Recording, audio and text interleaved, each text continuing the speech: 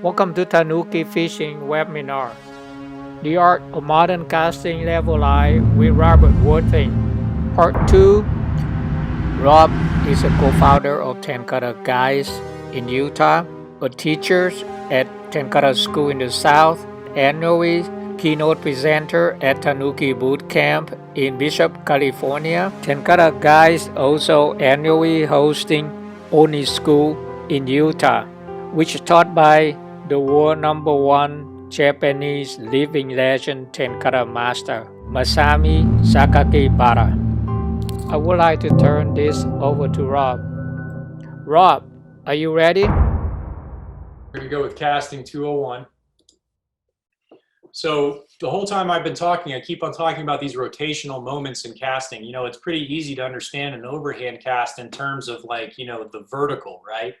And it's pretty easy to take that same cast from the vertical and make it look the exact same in a horizontal plane. So for me, what really marks advanced casting is the combination of planes by introducing rotation. That allows you to do aerial mending. What we're talking about here is aerial mending, or what is also called oni loops in the Masami Sakakibara school. This is a page that I borrowed from Masami Sakakibara's Tenkara book.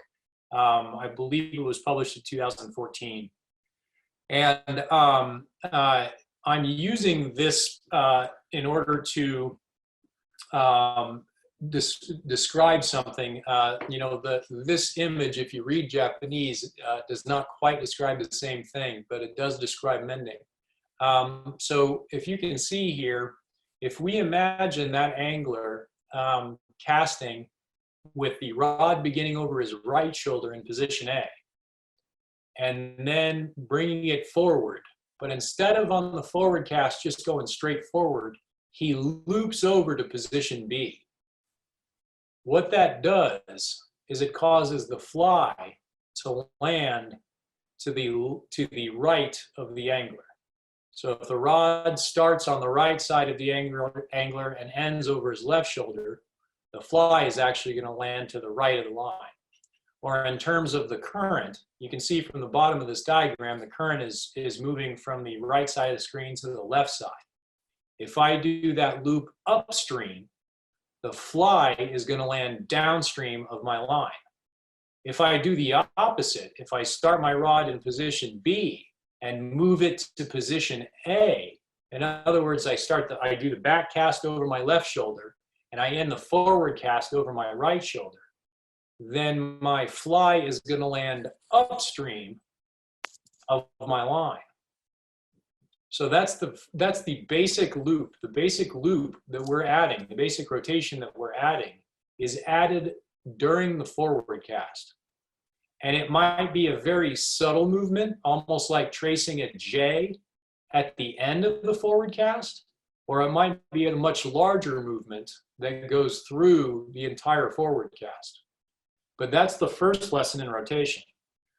Now here is Masami working the water, and we're going to see him do that same thing. He's fishing this little pocket over here. You can see his level line ends right there, tippet, and his fly is actually right about there. As a matter of fact, that might be it.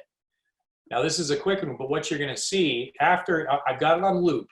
So once you're amazed at him hitting this little pocket over here, what I want you to concentrate on is this hand here. And what he's going to do is he's going to back cast, and then on the forward cast, he's going to loop that rod upstream so the rod really ends up over his right shoulder.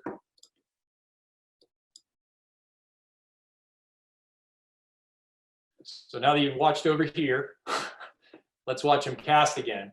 Loops upstream.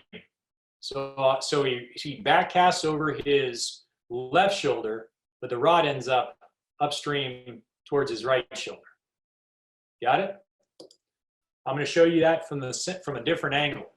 Now notice in both of these presentations, he's fishing downstream.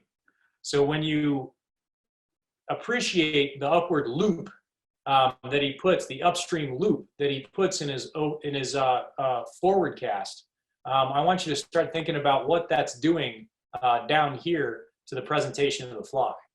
And again, this is on loop. So he casts over towards his left shoulder, but the rod ends up on the forward cast, looping towards his right shoulder, rotating towards the right shoulder. So again, this is an upstream loop. And what an upstream loop does is it causes the fly to land downstream.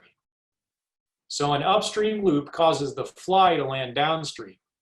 What that does in this scenario is it allows Oni to be in absolute direct contact with his fly the second it hits the water. The second that fly hits the water, there is no slack in between his line and the fly. The other thing it allows him to do is he's trying at this moment to present that fly a little bit deeper, not skating on the surface. In order to do that, he has to hold that rod tip low, closer to the surface of the water. He gets the combination of that low, you could do the same thing with an overhand cast, but if you did it with an overhand cast, you would stop your rod tip high, and then you would have to move it into the correct position to execute the presentation. And that's lost time and lost contact with the fly. You'd be amazed at how many fish you're gonna lose that way. So with this upstream loop, the fly lands downstream, the rod is in the low position, and he's in direct contact with the fly, so he can immediately execute a perfect presentation. This is another view of a similar thing. You're going to see him cast over the left shoulder, or maybe even more overhead. But from this angle, you can really appreciate that upstream loop. He's fishing this water right over here. So he's actually fishing sort of cross stream, but he's presenting very much in sort of a quartering downstream position in a similar fashion that he was earlier, just with a little bit more of a quarter downstream angle as opposed to pure downstream. But in this view, I think you're really going to appreciate the loop that he places. So that one was upstream. Now he's frustrated, which is rare. There you go. So now you can really, again, he's fishing over here. So you can see that big loop, that big open upstream loop. Big open upstream loop.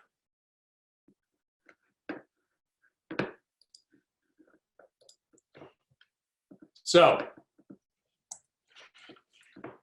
with that video, hopefully you appreciated that upstream loop, landing the fly downstream, being in the correct position with perfect contact with the fly from the second the fly hits the water. Now, that's an example of how to deal with large currents, these big Oni loops, right? Let's talk a little bit about how to deal with microcurrents, and then I'm going to pause again. So in a very general fashion, one of the understandings that you need to have is kind of how currents work. And in a very general way, the current near the surface of the water tends to be a lot faster than the current near the bottom. The fast water is light and loose and racing past. The deeper water is slow and dense and tends to be a little bit more rolling. So imagine if our angler is to the left-hand side of the screen and he's going to fish upstream to the fish that we see.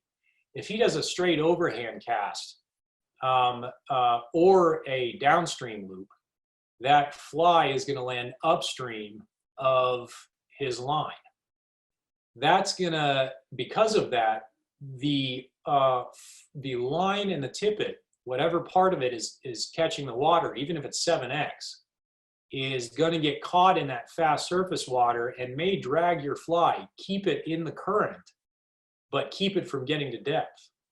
And that may be what you want. If you really want to eliminate cross-current drag, then aligning some of the tippet with the current by using a downstream loop can be exceptionally effective.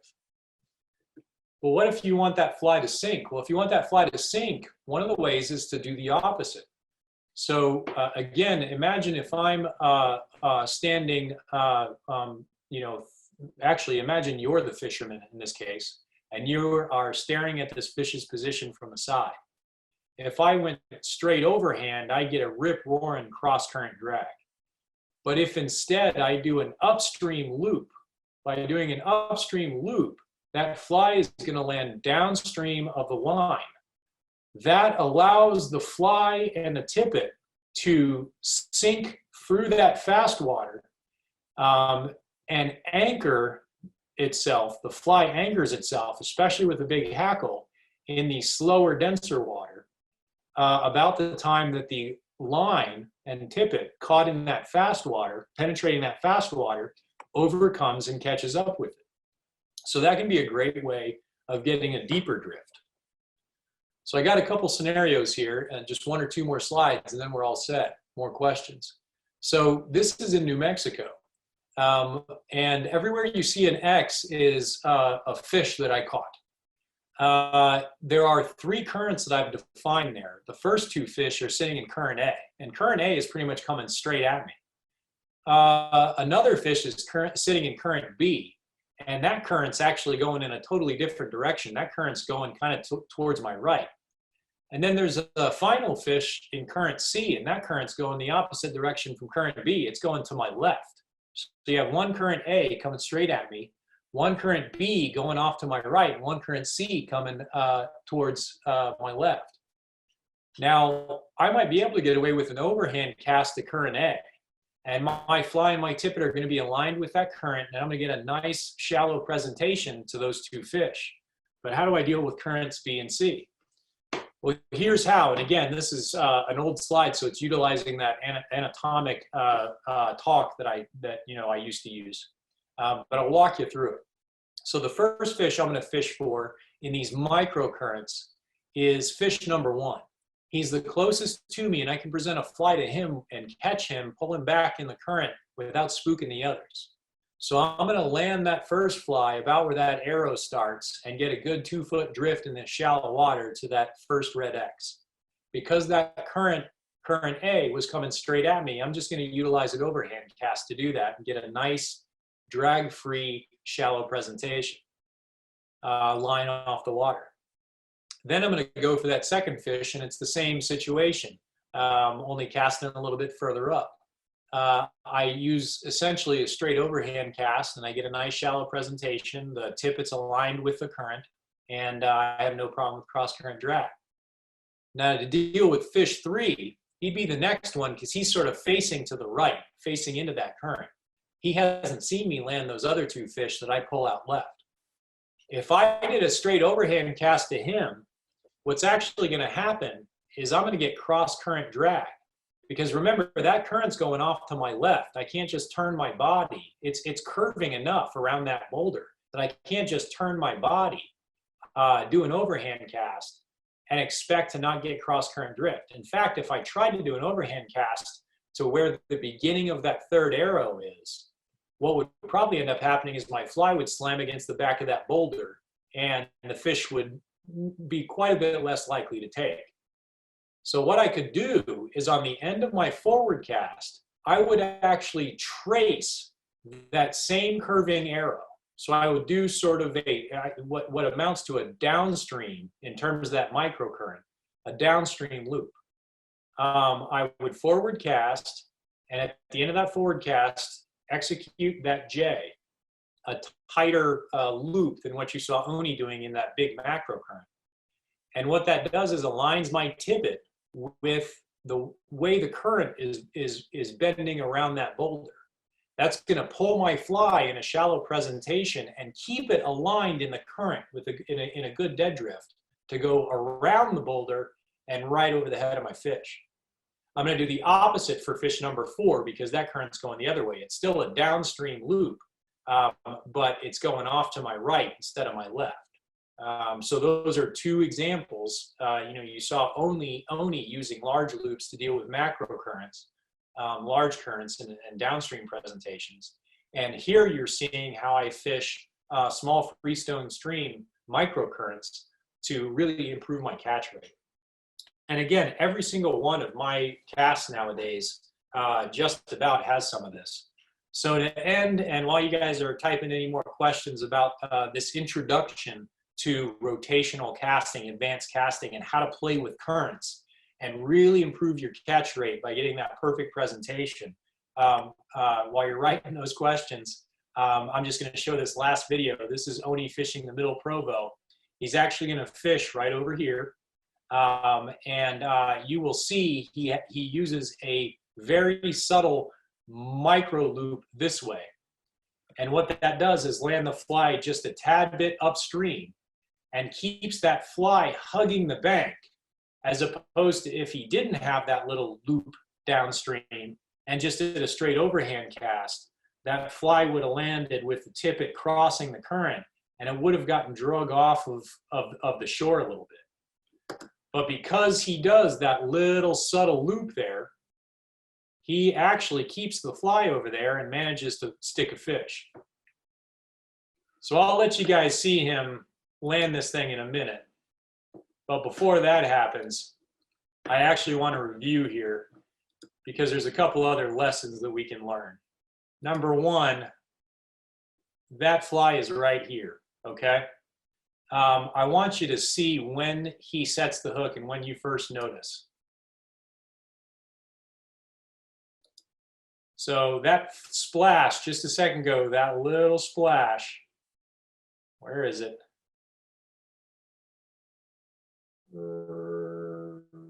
Right, no, never mind. Well, I'm blowing it. Now I can't find it. So that's actually the second. He's already set the hook.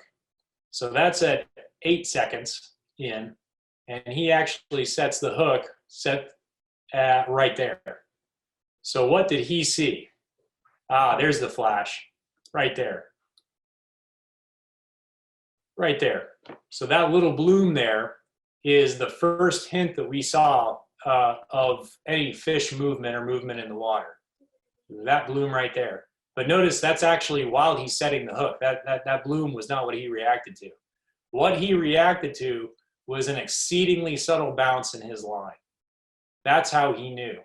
So, you know, anybody that was in the earlier webinars, you heard me and Anthony talk about how 90% of our sticks on fish are visual or that sort of sixth sense. And that's what Oni's using here. So I'll let you watch the end here, give you a second to type a few questions. Notice, by the way, this guy is quite up there. He is a senior master and had no problem dancing down the stream after a fish. This was really heavy current. The fish ended up being, I want to say, about 14 inches, which is a nice fish, but certainly not a huge one on this stream. We routinely catch fish in the upper teens and break 20 on this stream. And by the way, all these videos that we've seen have been at our Oni school, which is a school we run in Utah where we fly Masamisaki Kibara out to Utah and fish the Middle Provo River for 3 days with about 15 to 20 students. And when I say we fish together, I mean all 3 days are on the water. This is literally a video from a demonstration to students. So if I had the sound on, you would hear all of us talking on the shore that I'm filming from. All right, that is a brief intro to that advanced casting. So let me see if we had any new questions, and we'll use it the last little bit of time here. One from Jerry Olson. Can you compare your rotational cast to the Belgian or oval cast that I know about? Yeah, so depending on how you're using your Belgian or ovals. So the Belgian or oval cast can be used to aerially mend the fly line the same in a similar manner.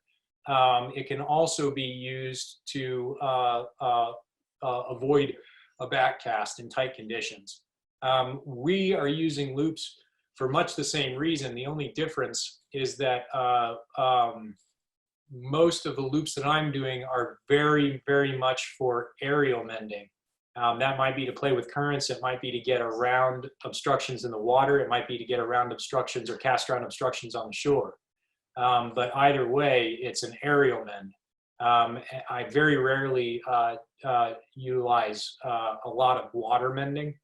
And a lot of the guys that utilize Belgian or oval casting that I know of, some of that is actually utilized to ensure that the fly line lands on the water in a more correct way, I guess, allowing for water mending.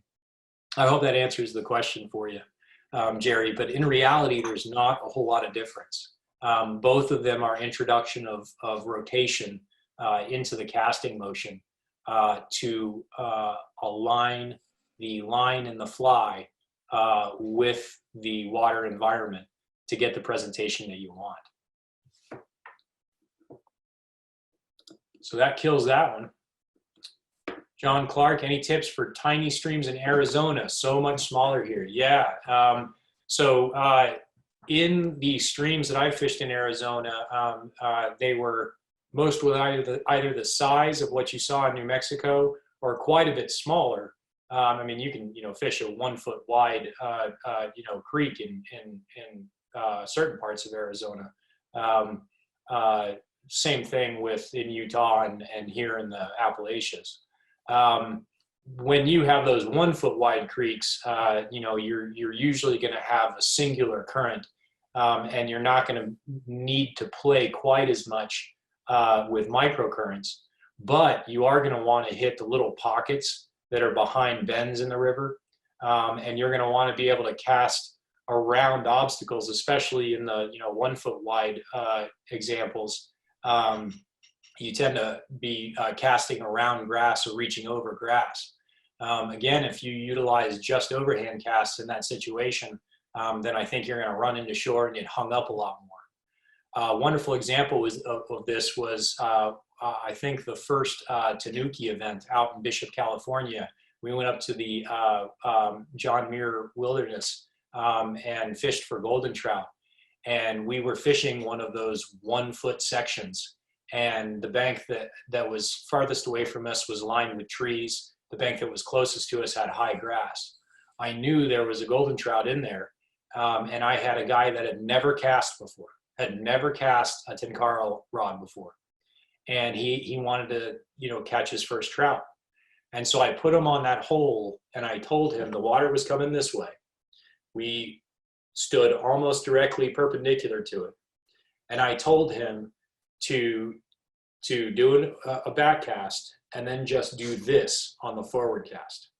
And what that did was allow the fly to land upstream with the tippet aligned with that narrow channel of current.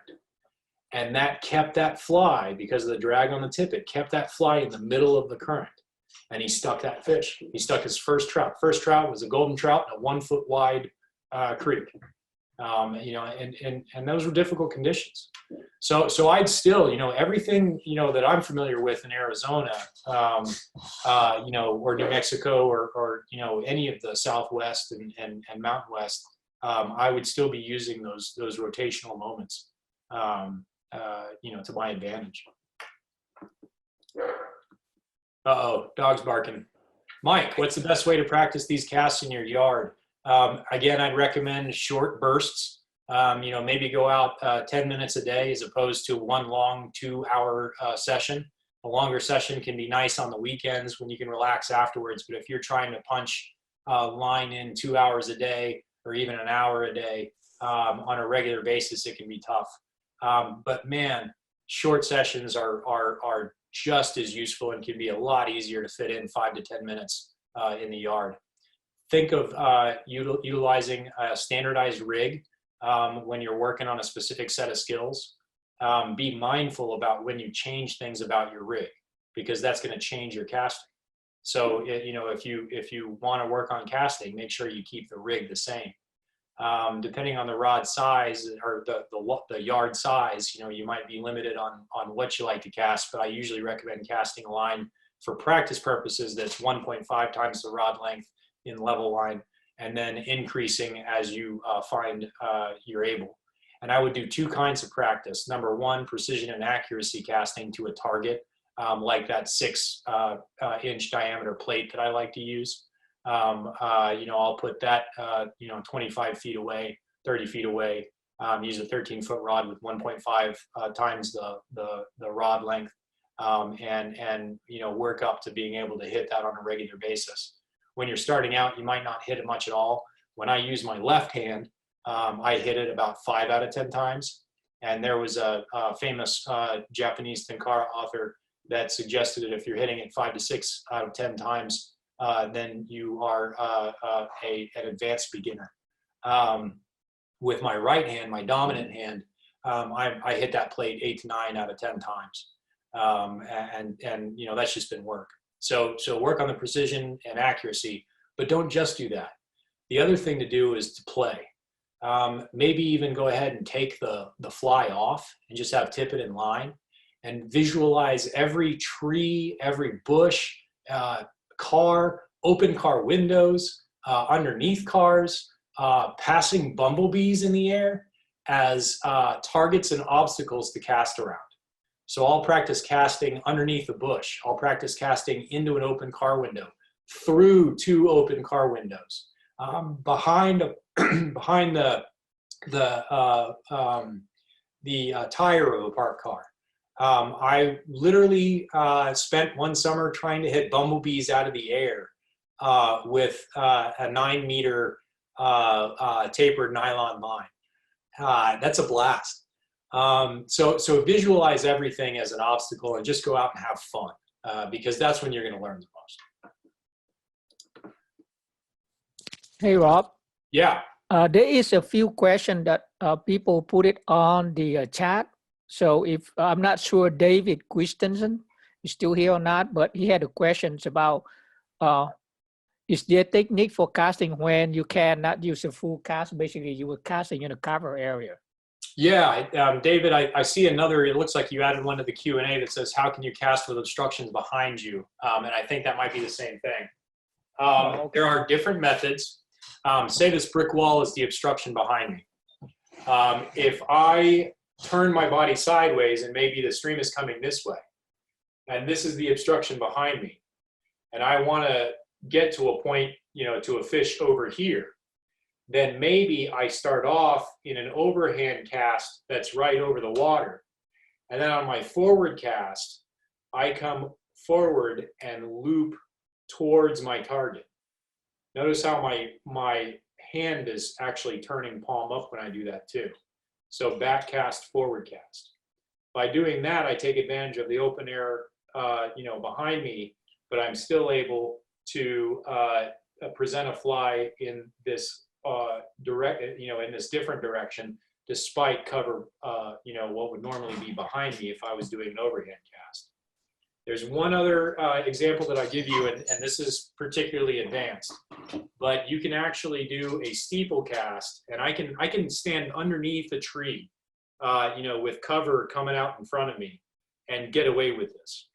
So if I'm really back to the wall, or if I have cover coming over me and I still want to fish directly in front of me, and I don't really have an option of utilizing any other lane for my cast, there are 2 things you can do. Number one is a steeple, and you literally notice this is my normal grip. What I'm actually doing is flipping it upside down and pointing the rod tip towards the water. I then flick up. So there's my back cast. My back cast is literally happens straight into the air in front of me. And then at the right moment, before that rod tip has any chance to unload at all, this actually almost occurs quicker than a normal forward cast. I flip my hand over and execute the forward cast. So my back cast goes straight up in the air, and then I flip over and go forward. There's one other trick that I haven't managed yet, but I have seen it pulled off, and that's actually a curly cue, where you can start off with the line in your hand and either figure 8 if you have a little bit of opening here, and then transition to pushing the line forward, or actually curly cue out of your hands and flip the line forward at the right moment. I get away with that maybe 1 out of 10 attempts.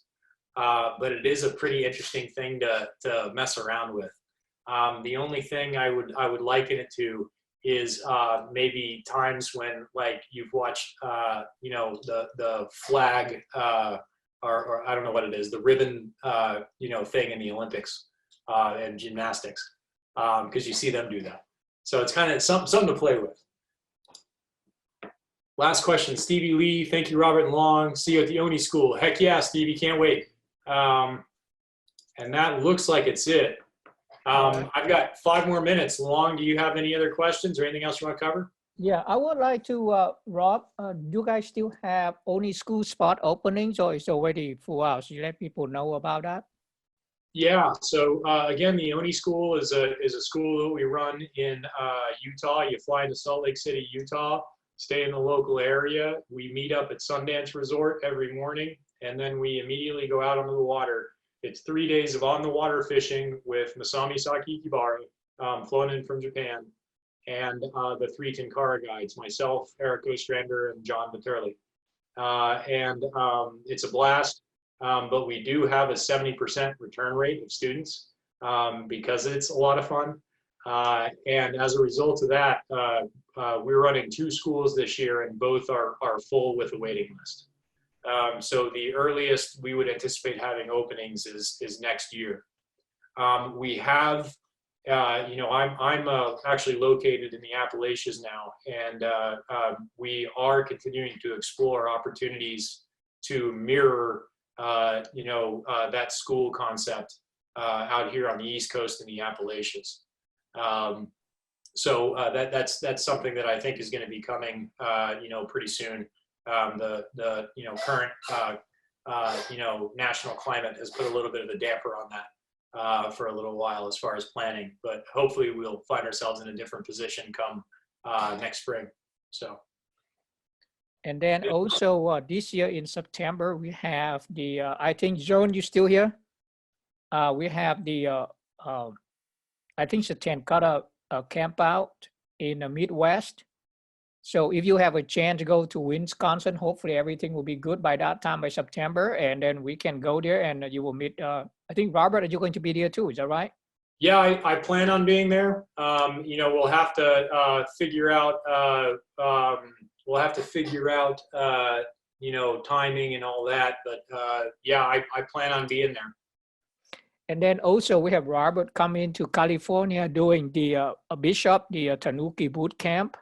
And if you are interested in catching the golden trout or go down to a really kind of remote area to catch wild fish, this year we go down, we hike a little bit, so be sure that you get strong legs. Then we'll meet at a resort in Bishop. It's a really nice place, and fishing stream is all around the resort. Basically, you catch fish right in the resort too. Is that right, Rob? Oh yeah, absolutely. And it's fun. It's a good place to be. So the registration only $35 will cover for the hosting the events and lunch. And maybe this year we have quite a good number of people come out, and we're able to cover some of the Rob expense. So Rob coming there as a volunteer to do all the work for the committee. So yeah, I think that if you can go to Bishop, then that's really good. Zone just answered campouts 9/6, 9/10. All right. And then also add the Bishop will be on the last week of September, and it should be on my website. So you can go ahead and make the pre-registration. Basically, we don't know how the condition is in September. So, but the ticket going to for sale is in July. We start selling the ticket in July. And Bishop, you get a really good beef. And everything is everything but tomato. Everything else is local, fresh for the day. All right, hi everyone. So any more questions? Yeah, so real quick, John Peterson says, I see the similarity to single-hand spay casting utilize fixed length line. I would like to see continuous action casting in lieu of the segmented presentation shown. Yeah, so there are additional videos that we have. We do not have a library that's accessible other than to our students. You can contact me if you'd like, and I can send you a couple files and hopefully show you what you need. I'll type my my email address in here. It's just rob at tenkaraguides.com. Shoot me an email and I can see if I can arrange exactly what you need. So also, if you're a guy in the West Coast or even on the East Coast, so you want to fish in Utah, and it's very like a Japanese fishing stream, and just I think you guys doing the guide service too in Utah and across the country. Is that right, Rob? Yeah. Yeah. So can sign up. Go to tenkaraguides.com and sign up for the class, and they do guide for that. It's really good. Well, thanks for having me, Long. All right, thanks so much, Rob. Thanks for coming. And oh, by the way, next month we maybe take a week off and do something else. I don't know. Depends on presenter.